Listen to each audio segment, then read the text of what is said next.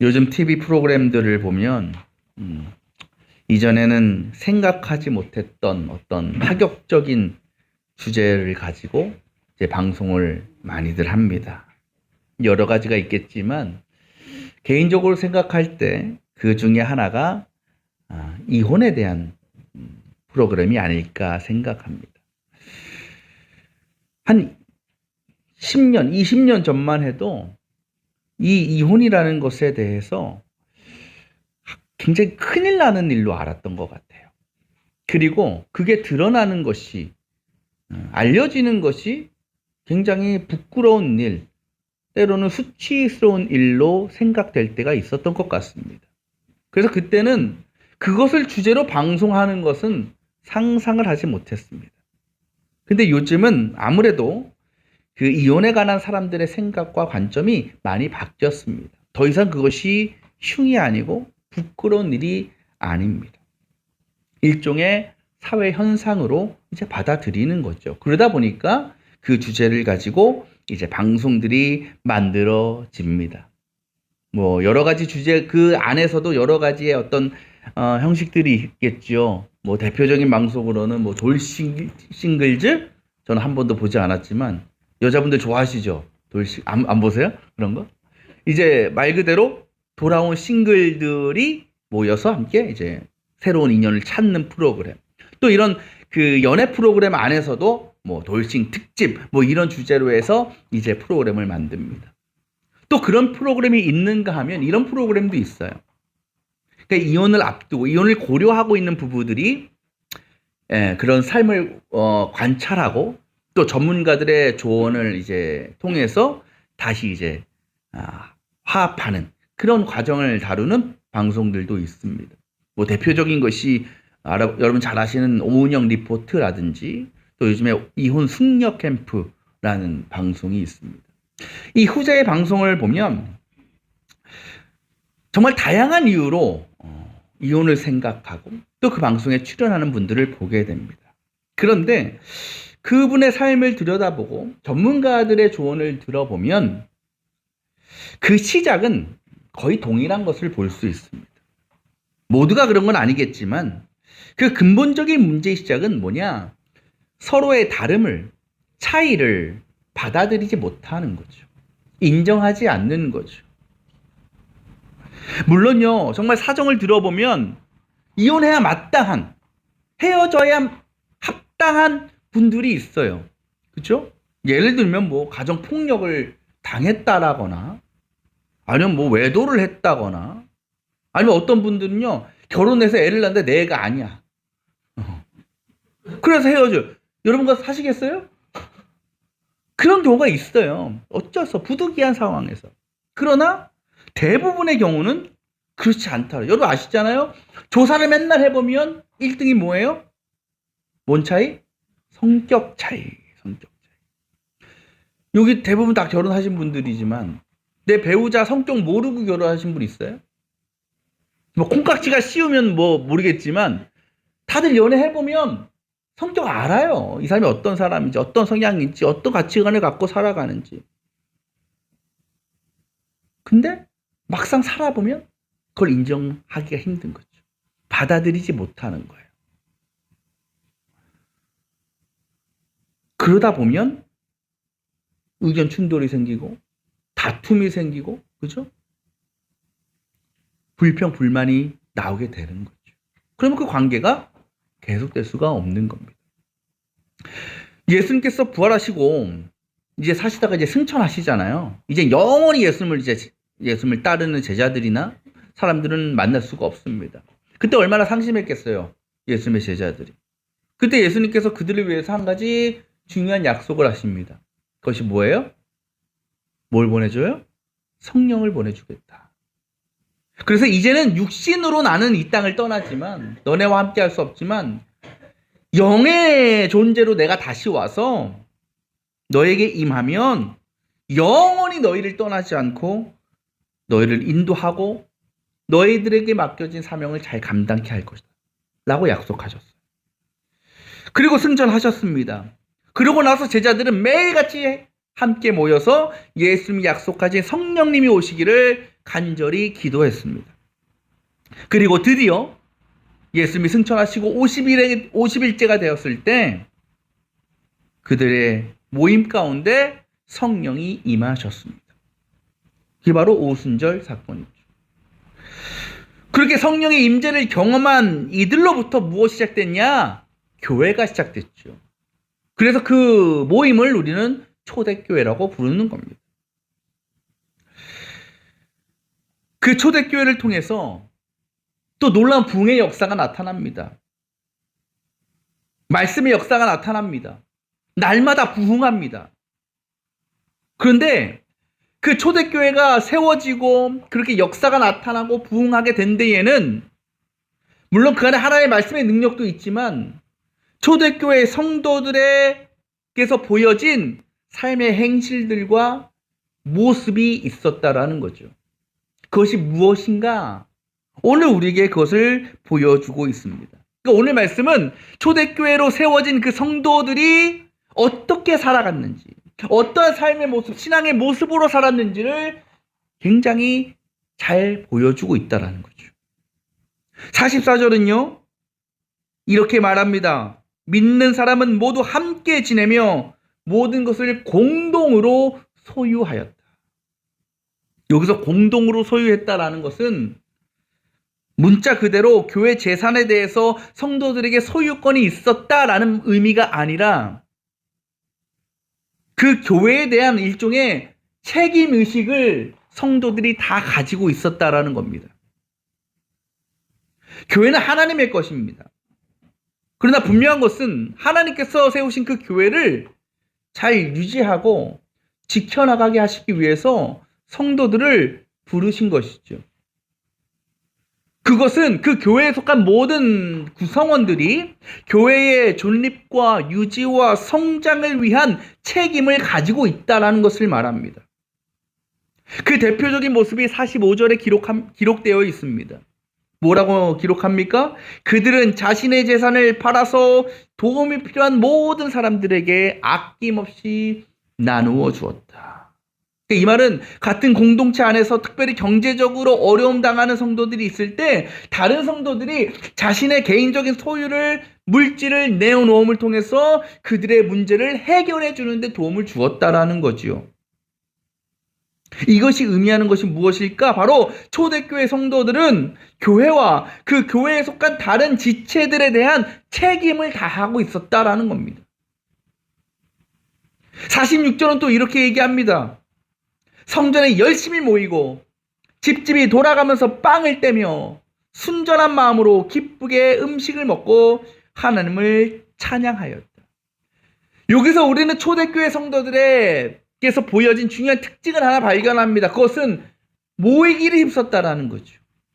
교회는 모이는 곳이 되어야 되는 겁니다.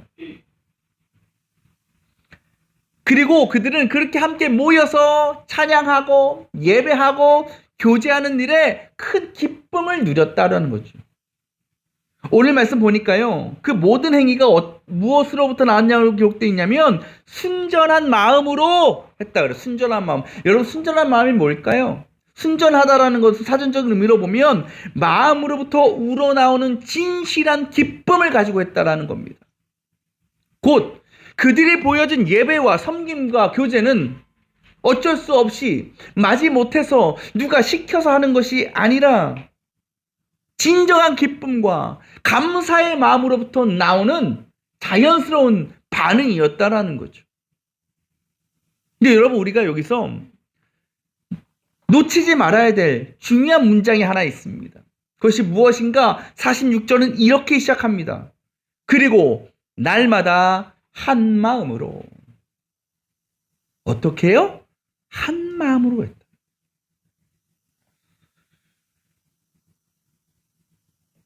초대교회 성도들은요, 모든 것을 할 때 한 마음으로 했던 사람들이었어요. 그 마음이 뭘까요? 쉽게 말하면 사랑입니다. 여러분, 우리가 누군가를 사랑한다라고 하면 그 사랑에 뒤따르는 반응이 있어요. 그게 뭐냐? 아까 말씀드린 책임이라는 겁니다. 책임. 부부가 서로를 사랑한다라는 것은 내 아내나 남편이 어떠한 어려움과 환난 때문에 고통당할 때 그것을 함께 감당하고 내가 책임져 주겠다라는 마음이 있는 겁니다. 상대방의 부족함이나 문제가 발견되면 내가 그 일을 대신 감당해주고 책임져 주는 것이 사랑입니다. 만약 그러한 상황에서 배우자를 모른 척하거나 혹은 상대방의 문제와 어려움이 나에게도 닥칠까봐 그것을 외면하고 피한다면 그건 사랑의 관계가 결코 아닌 것입니다. 그러면 그 관계는 계속될 수 없는 것입니다. 초대교회 성도들이 바로 그렇게 교회와 성도들을 사랑했습니다. 그런 그들에게는요, 교회의 문제가 내 문제가 되는 거고, 다른 성도들의 문제가 내 문제가 되는 거고, 다른 성도들의 아픔과 고통이 내 아픔과 고통이 될 수밖에 없는 거죠. 왜? 사랑하니까. 그러니까 교회나 성도들에게 어려움과 고난이 닥치면 기꺼이 내 것을 희생해서 내어놓고 그들을 돕고 회복시키는 그 책임을 그들이 다할 수 있었던 것입니다. 이 초대교회 성도들을 보면서 이 땅의 교회들 그리고 우리 교회를 한번 돌아보게 됩니다. 지금 우리의 교회는 어떠한가? 정말 초대교회가 보여준 예배와 섬김과 교제가 나타나고 있는가? 저는 우리 교회는 그렇게 세워져 가고 있다고 믿습니다. 그런데 안타깝게도 많은 교회들이 그렇지 못합니다. 그래서 예배가 무너지고 섬김과 교제가 무너진 교회들이 많습니다. 왜 그럴까요? 사랑이 없기 때문이죠. 사랑으로 한마음 되지 못했기 때문이죠. 근데 여러분, 한마음이 되는 것이 쉬운 일이겠습니까? 그렇지 않아요. 왜? 그게 우리의 본성을 거스르는 일이기 때문이에요. 인간의 본성은 어떻습니까? 이기적인 존재죠. 그래서 우리는 상대방보다는 나 중심적으로 살아가요. 내 처지, 내 상황에만 관심을 갖습니다. 내 유익과 만족만을 채우기를 원하고 그 일에 도움이 될 만한 사람들을 찾아다닙니다. 그러다가도 이제 저 사람이 별 도움이 안 된다라고 생각하면 상대방을 버리고 관계를 끊어버립니다. 그게 이 세상의 모습입니다. 그러니 다른 사람들의 삶에는 관심이 없는 거예요. 누군가 어려움 당하고 고난을 당하면 그것을 도와주기보다는 섬기려 하기보다는 괜히 그것 때문에 내 개인적인 손해를 볼까봐 나도 어려움 당할까봐 그 자리를 피해버립니다. 그런 모습이 이 땅의 교회들 가운데 또 성도들 가운데 나타나지 않는다고 말할 수 있겠습니까? 여러분, 공동체가 세워지고 또 성장하고 유지되는 것은 얼마나 많이 모였느냐로 결정되는 것이 아닙니다. 아무리 많은 사람, 똑똑하고 잘난 사람들이 모여 있어도 그들이 한마음이 되지 못하고 한 뜻을 이루지 못하면 그 공동체는 무너질 수밖에 없습니다. 단 두 사람뿐인 부부도 한마음 되지 못하면 깨어지는데 많은 사람들이 한마음 되지 못하면 그 관계가 깨어지고 분열되는 건 시간 문제입니다. 교회도 마찬가지예요. 교회가 헬라어로 뭡니까? 에클레시아예요. 에클레시아는 영어로 보면 콜드 아웃이에요. 부르심을 받았다라는 겁니다. 곧 우리 성도라는 우리 교회는 하나님의 택함과 부르심을 받은 성도들이 모인 곳이 교회입니다. 그러니까 여러분 우리 하나님을 믿게 되고 또 우리 머릿돌 교회 성도가 된 것은 내가 다니기로 내가 성도가 되기로 결정해서 된 것이 아니라 하나님께서 여러분 한 사람 한 사람을 이곳으로 불러주셨기 때문에 그리고 그 부르심에 여러분이 응답했기 때문에 우리가 한 교회의 성도요 지체가 될 수 있었던 것입니다. 그런 저와 여러분들을 보면 같은 게 뭐가 있어요? 사람 환경 다르고 성격 다르고 가치관 다르고 다 다른 겁투성입니다. 그런 우리들은요 세상적인 시선, 인간적인 생각으로 보면 절대로 한 마음이 될 수 없어요. 하나 될 수 없는 존재들이에요. 초대교회라고 달랐겠어요? 예수를 승천하시고 마가의 다락방에 모인 그들이 뭐 하나 같아요? 제자들만 봐도 다 다르잖아요. 성격, 직업, 출신 다 달라요. 하지만 그랬던 그들이 한 마음을 품고 교회를 바라봤고 다른 성도들을 바라봤다라는 거죠. 어떻게 그럴 수 있었을까? 바로 초대교회는 사람이 세운 교회가 아니라 성령이 세운 교회였기 때문에 그렇습니다. 성령이 어떤 분이세요? 성령을 표현하는 다양한 어떤 문장들 그런 것들이 있지만 성령은 한마디로 모으시는 분이에요. 성령님은 흩어진 것을 하나로 모으시는 분입니다. 하나 되게 하시는 영이 성령님이십니다. 그렇게 보면 초대교회 성도들이 하나 될 수 있었던 것이 그 모습은 그들 가운데 성령이 함께 하신다라는 것을 보여주는 가장 강력한 증거이기도 했습니다. 근데 여러분 오늘 말씀 보면요. 그렇게 성령 안에서 날마다 한 마음으로 하나님을 예배하고 성도들과 이웃들을 섬기며 세워졌던 그 초대교회 공동체를 통해서 어떤 역사가 나타났는지를 보여주고 있습니다. 뭐라고 기록합니까? 47절 뒤에 처음부터 보면 그들은 모든 사람들에게서 호감을 샀다. 호감을 샀다라는 말을 개역개정에서 보면 칭송을 받다라고 얘기하고 있는데 헬라어 성경을 보면 이것을 카리스라고 표현합니다. 우리가 카리스는 많이 들어보셨죠? 카리스가 뭐 뜻이에요? 은혜죠, 은혜. 근데 이 은혜, 카리스만의 원 의미는 뭐가 있냐? 기쁨이라는 의미가 있어요. 그러니까 초대교회 성도들이 그 초대교회가 세상 사람들에게 뭘 줬다? 기쁨을 주는 곳이었다. 이 세상 사람들이라는 것은 하나님 믿지 않는 사람들을 이야기합니다. 영어 성경을 보면요, favor라고 했어요. favor는 뭐냐? 선호하다. 우리가 무언가를 두 개 중에 비교할 때 더 좋아하는 걸 선호하다라고 그러죠. 곧 초대교회 성도들은 그 교회는 교회 안에 있는 사람들뿐 아니라 교회 바깥에 있는 세상 사람들로부터도 칭찬받고 인정받고 높임받는 공동체였다라는 거죠. 지금 이 땅의 교회들은 어떠한가? 그리스도인들의 모습은 어떠한가? 어때요, 여러분? 세상으로부터 칭찬받고 있습니까? 인정받고 있습니까? 그렇지 않잖아요. 오히려 조롱당하고 멸시당하고 손가락질 받고 있습니다. 그 이유를 우리는 오늘 초대교회의 모습을 통해서 알 수 있는 거죠. 왜? 한 마음이 되지 못하기 때문에. 한 마음으로 세상과 사람들을 위해서 희생하지 못하고 섬기지 못하기 때문에 그저 여전히 내 유익과 내 욕심을 따라서 온갖 죄를 짓고 불순종하며 살아가는 그런 모습을 세상이 볼 때 당연히 교회를 거부하게 되고 손가락질하게 되는 것 아니겠습니까?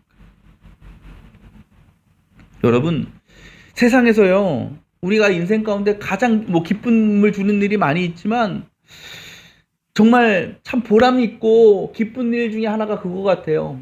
다른 사람들에게 오늘 말씀처럼 호감 받는 것, 호감, 비호감 있잖아요. 호감, 비호감. 여러분 어떠세요? 호감형이세요? 비호감형이세요? 우리 교회 성도들은 다 호감형 같은데 남들에게 호감을 준다라는 것이 얼마나 감사한 일인가. 그래서 우리를 볼 때 저 사람 참 좋은 사람이지.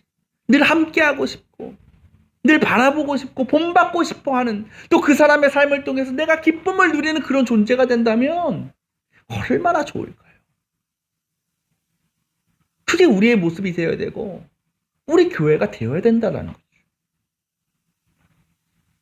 근데 결혼 주례사 이제 하게 되면 특히 목사님들이 하게 되면 꼭 그 말씀을 하시죠. 두 사람이 뭐가 돼요? 한 몸이 되었다. 여기서 한 몸이 됐다라는 것은 하나의 공동체를 이뤘다는 겁니다. 근데 그것은 단지 육신적인 몸만 함께하는 것이 아닙니다. 두 사람의 생각과 마음과 뜻이 하나가 되었을 때 그것이 진정으로 한 몸을 이루는 것입니다. 그래서 그렇게 얘기하잖아요. 사랑은 서로 마주보는 것이 아니라 뭐예요? 같은 곳을 보는 것이다. 그래요. 그냥 한 공간에 함께 있다고 그 관계가 유지되고 발전되는 것이 아닙니다. 반드시 같은 마음, 같은 생각을 품고 같은 목표를 바라보며 나아갈 때 그 관계는 더욱 깊어지게 되고 그 안에서 풍성한 사랑의 열매를 거두게 되는 것입니다. 그렇게 되면 고난과 어려움을 만나게 돼도 함께 그것을 잘 감당하고 이겨나갈 수 있는 것입니다. 이 땅의 교회들 또 성도들도 마찬가지입니다. 저와 여러분은 다 다른 존재들입니다. 그런 우리를 하나님께서는 하나의 공동체 안으로 불러 모으셨습니다. 그 전까지 우리는 다 다른 생각, 다른 가치관, 다른 성향으로 세상을 살아왔고 그렇게 세상을 바라봤습니다. 그러나 우리를 성도로 그리스도인으로 부르신 예수님께서는 그런 우리 안에 새로운 마음, 하나의 마음을 심어주셨습니다. 그것을 사도 바울은 빌립보서 2장 5절에서 이렇게 얘기합니다. 여러분은 이 마음을 품으십시오. 그것은 곧 그리스도 예수의 마음입니다. 그러면서 그 마음이 어떤 것인지를 뒤에 이렇게 설명합니다. 바로 자기를 비워 종이 되는 마음, 자기를 낮추고 죽기까지 순종하려는 마음. 그러면서 그 일을 통해서 하나님께서 그를 지극히 높으시고 모든 이름 위에 뛰어난 이름을 주셨다라고 사도 바울은 선포합니다. 초대교회 성도들 가운데 그 마음이 있었던 것이죠. 그때 그들은 교회와 성도들을, 이웃들을 그 예수님의 마음으로 바라봤습니다. 살폈습니다. 희생했습니다. 그리고 그 일을 통해서 하나님께서는 그 교회가 세상의 중심이 되는 역사, 수많은 영혼들이 구원받는 역사로 나타내신 것입니다. 사랑하는 여러분, 바라기는 우리 머릿돌교회 성도, 또 우리 모든 지체들이 늘 하나의 마음, 곧 예수 그리스도의 마음을 품고 살아갈 수 있기를 원합니다. 우리가 여전히 세상을 살아가면서 가지고 있었던 그런 편견과 생각과 가치관들을 이제는 내려놓고 성령께서 허락하시는 그 거룩하고 선하고 겸손한 마음과 시선으로 우리 교회를, 다른 성도들을, 또 세상을 바라볼 수 있기를 원합니다. 그때 우리는 다른 이들의 아픔과 슬픔을 외면하지 않고 기꺼이 내 자신을 희생하며 그들을 돕고 섬길 수 있을 것입니다. 주님께서 보여주신 그 십자가의 사랑을 우리가 증거하며 살아가게 될 것입니다. 그렇게 이 땅의 모든 교회와 성도들이 그 주님의 마음을 회복하고 성령의 이끄심과 인도하심을 따라 살아갈 때 이제는 더 이상 조롱과 멸시가 아니라 칭찬과 인정과 높임을 받는, 그래서 세상 모든 이들에게 호감을 줄 수 있는, 기쁨을 가져다 줄 수 있는 그 초대교회의 모습으로 회복될 수 있을 줄 믿습니다. 올 한 해 우리 모두가 그 예수님의 마음을 품고 각자에게 맡겨진 그 믿음의 사명들, 또 세상의 일들을 잘 감당할 수 있기를 원합니다. 그래서 온 세상의 기쁨이 되고 또 하나님께 영광이 되는 교회로서 이 땅 가운데 하나님의 구원의 역사를 이루어가는 일에 귀하게 쓰임받는, 또 풍성한 사랑과 믿음의 결실을 맺을 수 있는 저와 여러분, 그리고 우리 머릿돌 교회의 2025년이 될 수 있기를 주님의 이름으로 축원합니다.